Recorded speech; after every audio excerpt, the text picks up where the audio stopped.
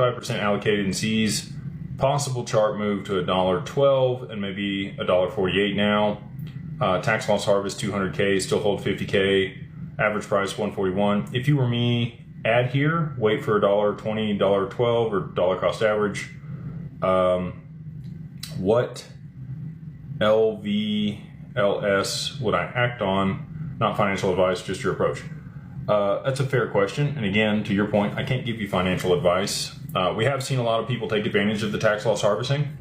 So if you are down on your positions and you wanted to sell and buy back, there is no wash rule in crypto. You can take advantage of that to be able to lock in capital losses and roll those forward if you're going to think you're going to have some capital gains. That's a great way to take advantage of the rules as they sit today. I'm not a fan of trying to catch a falling knife. I've bought XRP at 17 cents. I bought XRP at $3.20. It's not going to matter to me when XRP is $1,000, $10,000, $100,000, right? And I get people want more, right? But that percentage move between 140 and call it 120, I mean, how much more XRP are you getting? Not a ton, right? Maybe 10% more, a little more than 10% more. I don't know what the volatility is going to look like when all this plays out. I would rather be in. I would rather be holding it over there in institutional custody, safe, secure, not dealing with volatility on exchanges or other brokerages or whatever things might happen out there. All those things tend to go down during volatility in the market. Coinbase is notorious for doing that. So we do have limit orders with Digital Wealth Partners that we can execute. If you do have cash over there, we did buy people, on 1010. There were people that had limit orders down there at $1.20, $1.10.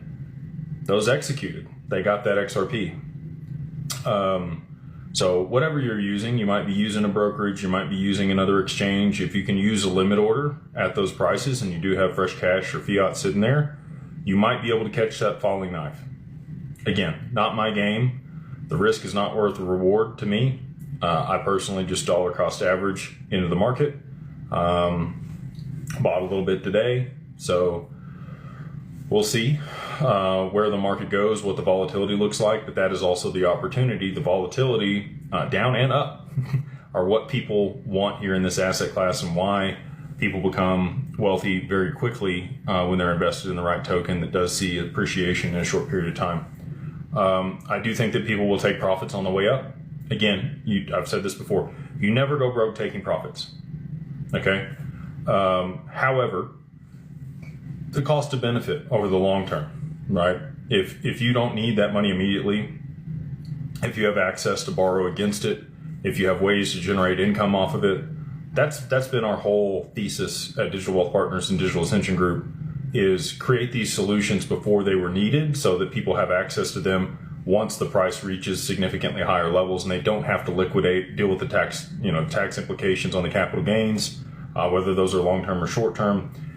This individual that mentioned, he said he bought higher in the recent past.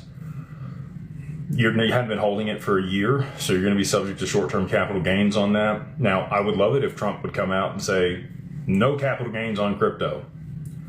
I don't know that that's going to be a viable deal from an investment perspective. They may put stipulations around that and state that if you're using it for business transactions, banks and institutions settling through it, and when you buy into it and sell out of it, there's going to be small discrepancies, a thousandth of a penny here, a thousandth of a penny there, but at scale, that's a lot that they've got to keep up with, right? So it makes sense to me that they would just do away with it, because that's going to cause them a lot less strife and headache to be able to manage their taxes on the back end of it.